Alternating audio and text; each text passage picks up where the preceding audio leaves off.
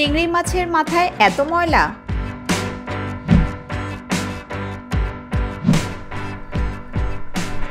দেখুন চিংড়ি থেকে এটা কি বের করছি। রান্নার আগে এগুলো পরিষ্কার করেন তো? আসসালামু আলাইকুম। আজকে নতুনদের জন্য নিয়ে এসেছি চিংড়ি ভুনা রেসিপি। সেই সাথে সঠিকভাবে চিংড়ি মাছ পরিষ্কার করার পদ্ধতিও শিখিয়ে দিব। প্রথম অবস্থায় অনেকে চিংড়ি মাছ পরিষ্কার করতে গিয়ে নিজের অজান্তেই অনেক ভুল করে ফেলেন। এই রেসিপি দেখার পর খুব সহজেই নতুনরা চিংড়ি মাছ পরিষ্কার করতে পারবেন ও পারফেক্ট স্বাদে রান্নাও শিখতে পারবেন। তো চলুন শুরু করি চিংড়ি ভুনা রেসিপি। চিংড়ি ভুনা করার জন্য এখানে আমি আধা কেজি চিংড়ি মাছ নিয়েছি। সাইজটা দেখতেই পাচ্ছেন, বেশি বড়ও না আবার বেশি ছোটও না, মাঝারি সাইজের। চিংড়ি মাছ রান্না করার আগে সঠিকভাবে পরিষ্কার করতে হয়। আমি আপনাদের দেখিয়ে দিচ্ছি কিভাবে আপনারা সঠিকভাবে চিংড়ি মাছ পরিষ্কার করবেন। প্রথমে একটা কেচি দিয়ে চিংড়ির পাগুলো কেটে দিচ্ছি। এটা আপনারা বটি দিয়েও কাটতে পারেন।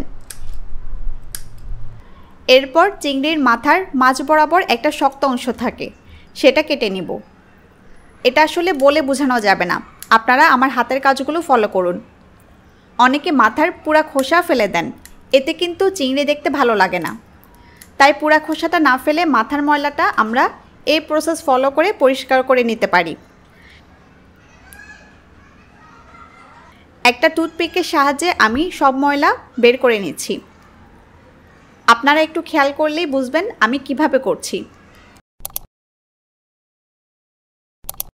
মাথা পরিষ্কার করার পর চিংড়ির রগ বা সুতা বের করে নিব। চিংড়ির মাথা থেকে লেজ পর্যন্ত একটা রগ থাকে, সেটা বের করার জন্য চিংড়ির পিঠ বরাবর খোসাটা একটু কেটে নিচ্ছি। বেশি কাটতে হবে না। এরপর টুথপিক দিয়ে রগটা খুঁজে টেনে বের করে নিতে হবে। রগটা পেয়ে গেছি। এখন হাত দিয়ে আলতোভাবে টানলেই লেজ থেকে রগটা চলে আসবে। সবশেষে লেজটা কাটবো। এভাবে আপনারা প্রতিটা চিংড়ি মাছ পরিষ্কার করে নেবেন।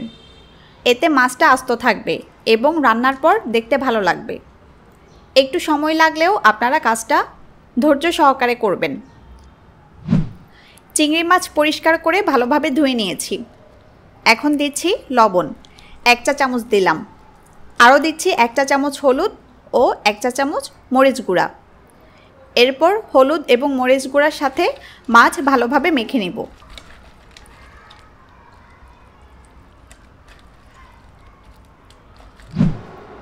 এবার রান্না করার পালা। চুলায় মিডিয়াম আঁচে একটা প্যান বসিয়ে দিয়েছি। এখন প্যানে দিয়ে দিচ্ছি রান্নার তেল। 15 থেকে 20 টেবিল চামচের মতো তেল দিয়েছি। তেল গরম হয়ে এলে হলুদ মরিচ মেখে নেওয়া চিংড়িগুলো দিয়ে দেব। তেলে চিংড়িগুলো ভাজবো। চুলার আঁচ বেশি রাখা যাবে না, মিডিয়াম অথবা তার থেকেও কিছুটা কমে রেখে চিংড়ি তেলে ভাজতে হবে। একসাথে সব চিংড়ি প্যানে না দিতে পারলে এক ব্যাচ ভেজে এরপর আরেক ব্যাচ দিয়ে ভাজতে হবে। চিংড়ির এক পাশ 1 থেকে 1.5 মিনিট ভাজা হলে উল্টে দিয়ে অন্য পাশ ভেজে নিতে হবে।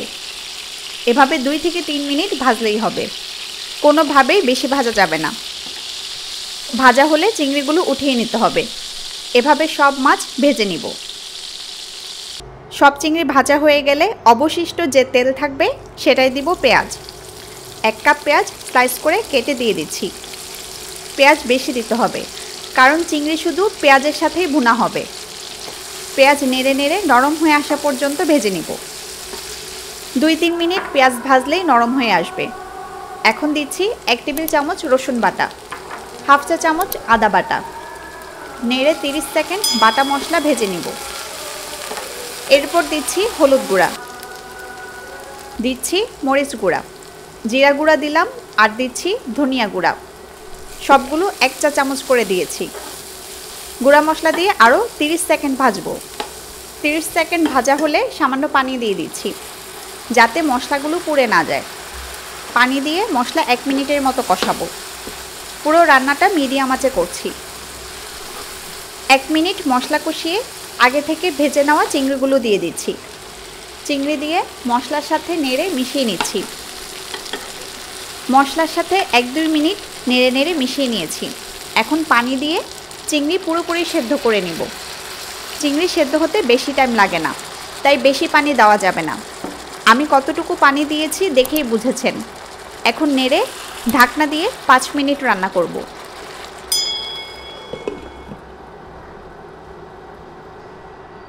5 মিনিট রান্নার পর ঢাকনা তুলে সবগুলো মাছ উল্টে দিব। মাছগুলো উল্টে দিয়ে দিচ্ছি আস্ত কাঁচামরিচ, 5-6টা দিলাম, আর দিচ্ছি ধনিয়া পাতা কুচি।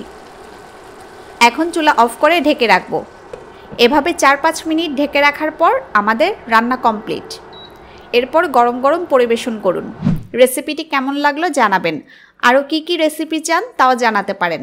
সবাই ভালো থাকুন, সুস্থ থাকুন। আল্লাহ হাফেজ।